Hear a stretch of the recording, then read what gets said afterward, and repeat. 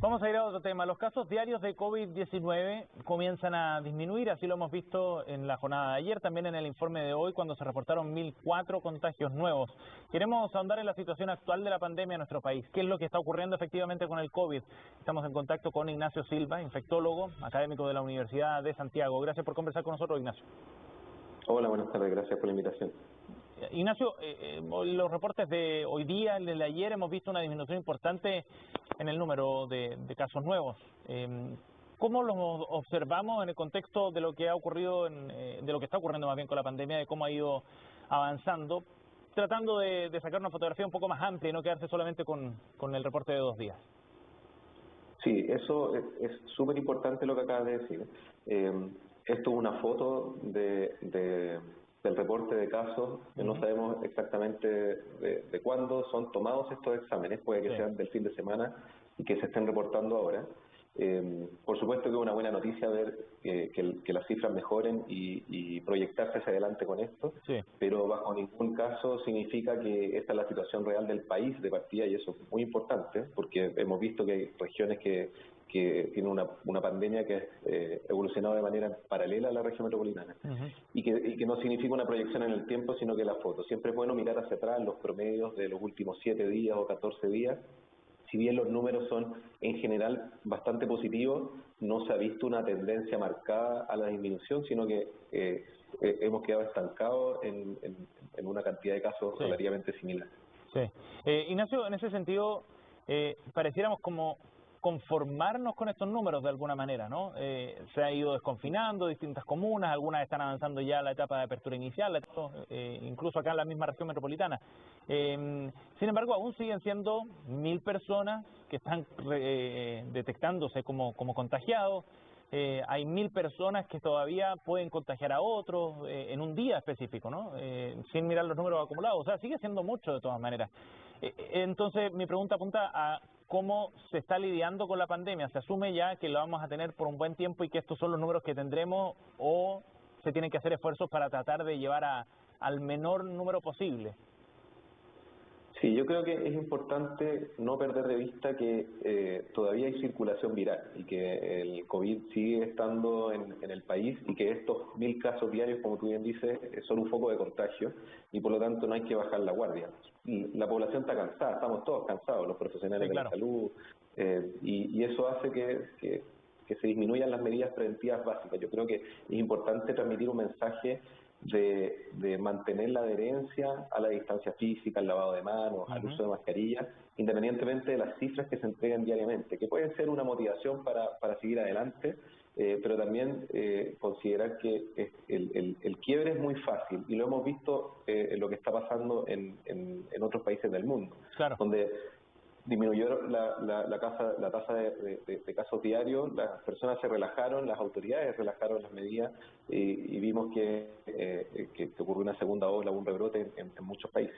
Sí, y en ese sentido, Ignacio, realistamente, porque es imposible me imagino que es imposible llevarlo a cero, pero ¿en qué número, en qué rango de casos diarios nos podríamos mover teniendo cierta tranquilidad? En una mirada nacional, porque evidentemente que cada región puede tener realidades distintas, pero englobémoslo a nivel país. Claro, como número absoluto, lo ideal es no basarse en un número absoluto por la diferencia demográfica de cada región y cada comuna. Hay que pensarlo siempre en tasas, y ojalá tener al menos tasas menores a 10 por cada 100.000 habitantes. Perfecto. Es algo que uno podría apuntar como un número más o menos tranquilizador. Pero insisto, va a depender de tantos factores en nuestro país que están distintos geográficamente.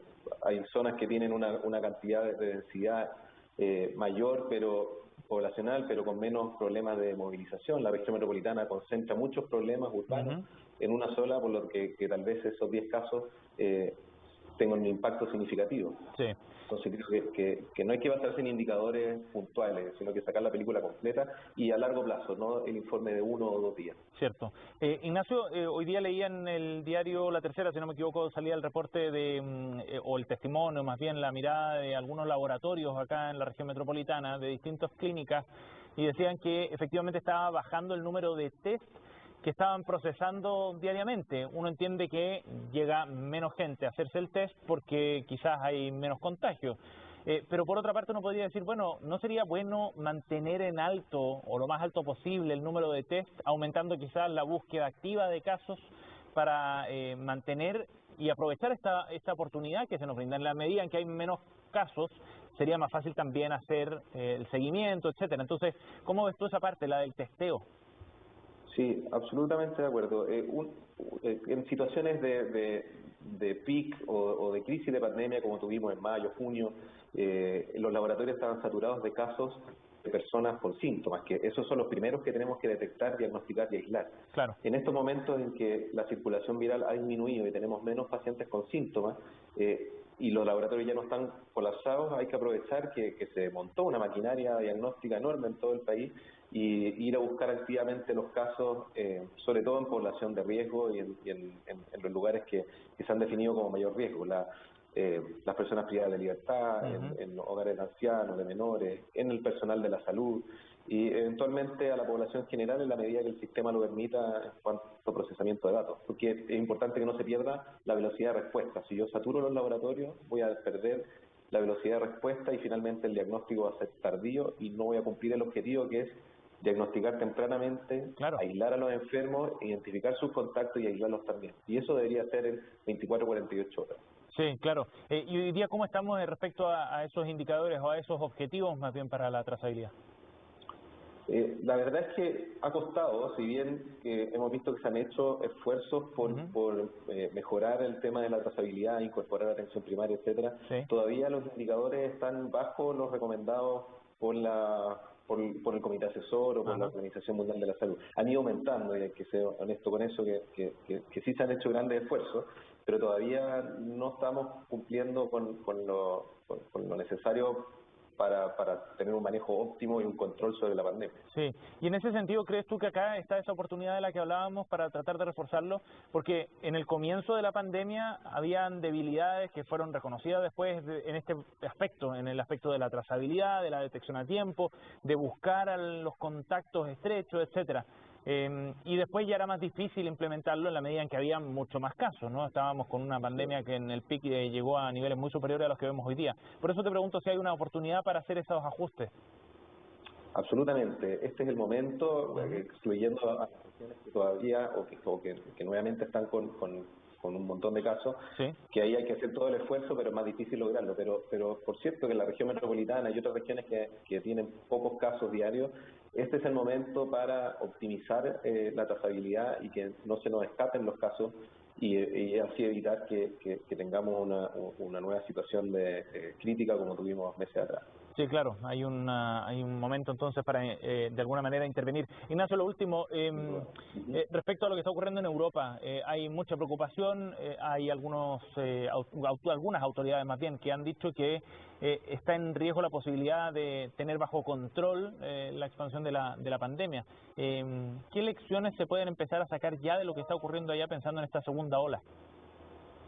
Yo creo que afortunadamente nos ha llegado todo siempre después de otros, claro, y podemos replicar ejemplos de qué es lo que hay que hacer y qué es lo que no hay que hacer. Creo que una de las principales cosas es lo que te comentaba antes de no bajar la guardia a nivel de la ciudadanía y de las autoridades. Si es que están bajando los casos, aprovecharlo como una oportunidad para mejorar el sistema y no para relajarse, mejorar el uso de elementos de protección, fortalecer la red asistencial a los profesionales de la salud y tratar de no olvidar que a pesar de que los números están bajos, todavía hay circulación del virus, todavía no existe ninguna medida que sea a largo plazo para suspender las prevenciones como lo podría hacer una vacuna, que no tenemos ninguna certeza de cuándo ni cómo va a ser esa protección. Y por lo tanto, lo que tenemos que aprender de los otros países es a seguir cuidándonos y fortalecer las medidas de prevención. Y algo muy importante es tener claridad y ser oportuno en volver hacia atrás. Está muy bien ir avanzando en este plan paso a paso y liberando restricciones, pero más importante aún es identificar cuándo tenemos que retroceder y hacerlo oportunamente. Creo que en eso tal vez estamos fallando un poco. Sí, y aquí tomando nota de lo que estaba ocurriendo afuera, como decías tú, para aprovechar suerte de ventaja que tenemos por cómo ha ido avanzando la pandemia. Ignacio, gracias por conversar con nosotros hoy día, muy amable. De nada, un gusto, que esté muy bien, chao.